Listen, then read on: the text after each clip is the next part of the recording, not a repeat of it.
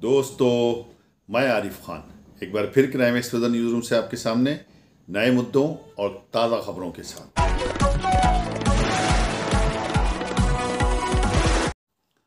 Corona काल दोस्तों अभी तक लोग भूले नहीं हैं। जिन लोगों ने कोरोना को देखा, कोरोना काल को देखा, उन्हें एहसास था और याद होगा कि किस टाइप से उस वक्त कोरोना की दहशत थी।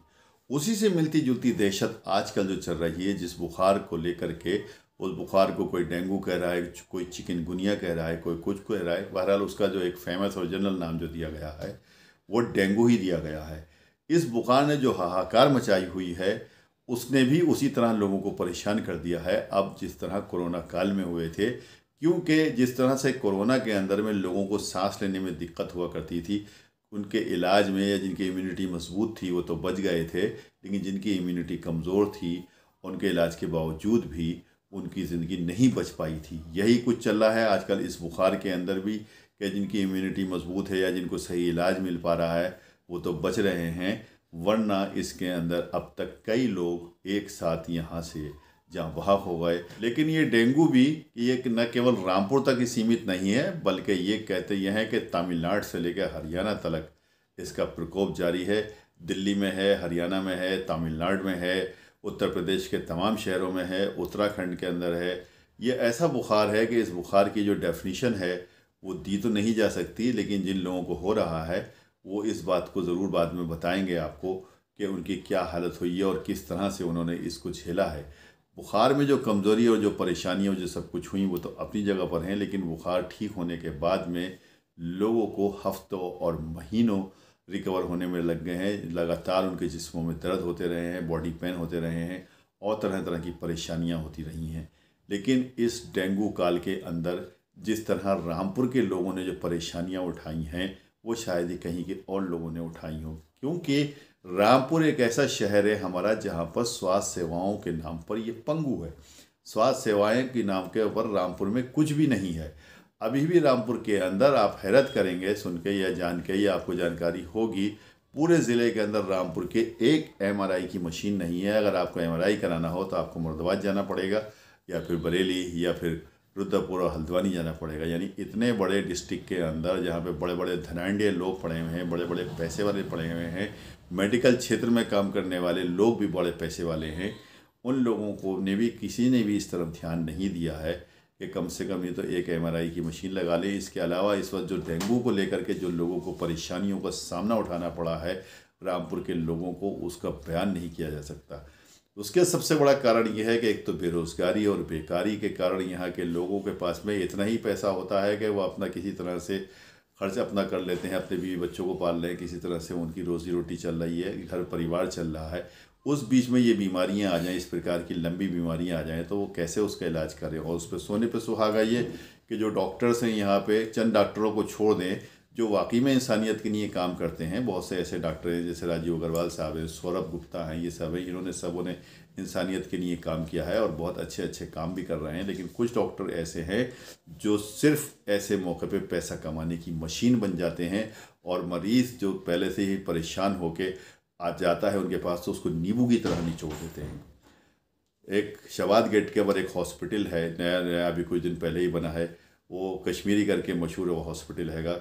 लेकिन उसके बारे में सुना यह है कि वहाँ पे एक नॉर्मल एक सलाइन चढ़ता होता है, उसके अंदर में एक बोतल में एक इंजेक्शन डाल देते हैं, उसका पावर वाला एक इंजेक्शन डाल देते हैं और वही उसको डेंगू के लिए उसके इलाज चलता है। और कि एक एक मरीज़ का बिल 50,000, 60,000, 70,000 ऐसे ऐसे बिल वहाँ पे लोगों से लिए जा रहे हैं। वहीं की बात नहीं है, और भी बहुत से ऐसे अस्पताल हैं जहाँ पे ये सब कुछ लिया जा रहा है।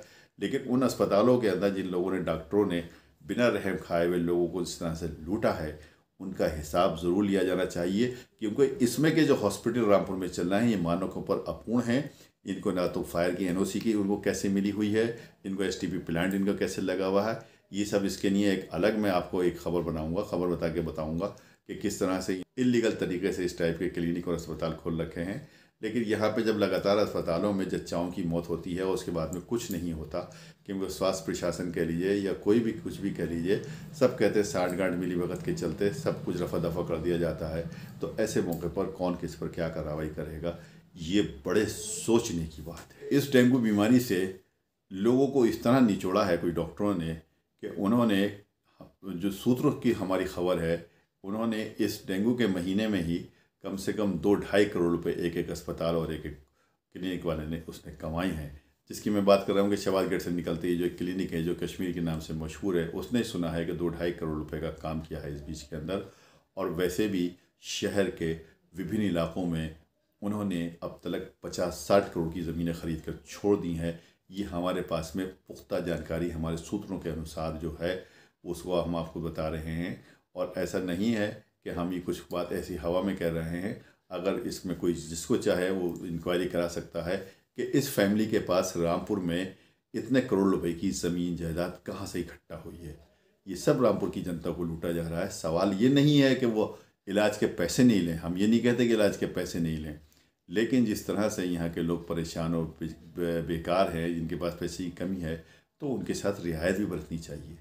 उनके साथ कम से कम ये तो हमदर्दाना सलूक भी होना चाहिए। अगर वहाँ पे मान लीजिए कोई इंजेक्शन अगर 10 रुपये का आता है तो उसके 12 रुपये चार्ज कर लो, 14 रुपये चार्ज कर लो, या उसकी MRP पे अगर लिखा हुआ है 60 रुपये तो 60 रुपये ही आप चार्ज करोगे उसके ऊपर। तो ये सब कुछ चल रहा है और इस तरह से बाकायदा एक लूट हो रही है।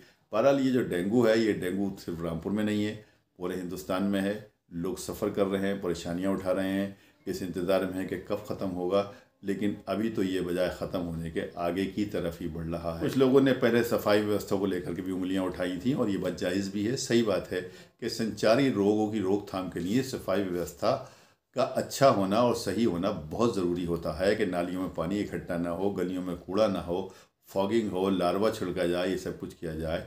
इन सब को लेकर के भी रामपुर के लोग अभी तक इस पेशोपेश में हैं कि ये सब काम नहीं हो रहे हैं, और अगर हो रहे हैं तो बहुत कम हो रहे हैं। जबकि रामपुर वालों का मानना ये था और कहना ये था कि जिस वक्त पिछले दिनों बरसात हुई थी और बरसात के बाद में जो पानी इकट्ठे हुए थे, तो इस टाइप का काम जैसे कि पानी की निकासी लगातार चालू हो जाए, पानी कहीं रुके नहीं, लार्वा की दवाएं वहाँ पे छिड़कनी चाहिए, वहाँ पे किसी जगह पे गंदगी न फैली हो, वो युद्ध स्तर पे काम को लेना चाहिए था। बहरहाल काम चल रहे हैं, उसी सब काम हो रहे हैं, लेकिन फिर भी लोगों का कहना यह है कि उस हिसाब से काम नहीं हो रहे हैं जैसे कि होना चाहिए। डेंगू बीमारी का ठीकरा ना तो किसी चेयरपर्सन पे फोड़ा जा सकता है, ना नगर पालिका पे फोड़ा जा सकता है।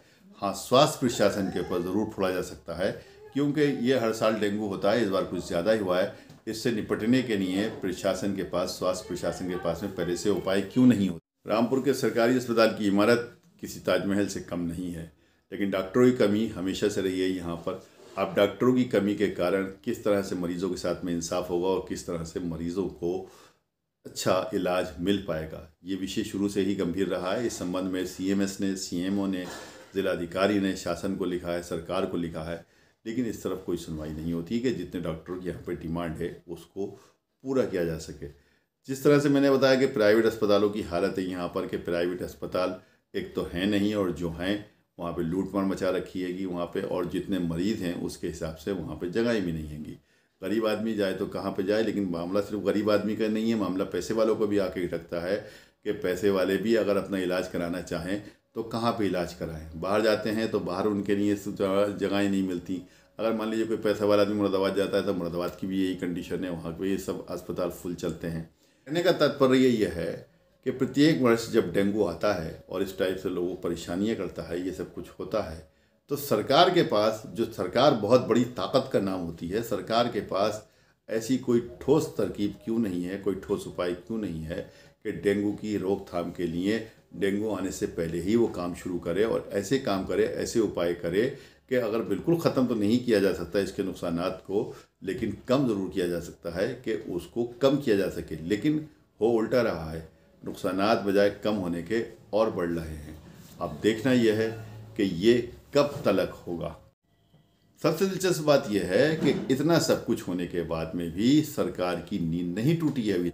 कॉलोनियों में, मोहल्लों में लगातार डेंगू फैल रहा है, डेंगू संक्रमित लोग लगातार सामने आ रहे हैं, लेकिन कोई सरकारी डेटा मौजूद नहीं है कि किस शहर के अंदर कितने लोग डेंगू के संक्रमित हैं और कितने लोगों का इलाज हुआ है।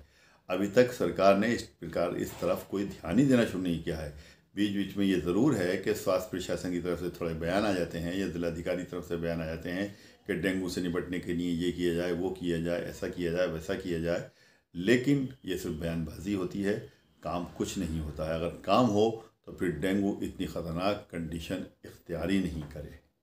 वीडियो अगर पसंद आई हो तो लाइक कीजिए, शेयर कीजिए और चैनल को ज़रूर सब्सक्राइब कीजिए ताकि डायरेक्ट नोटिफिकेशंस आप तक पहुंचते रहें।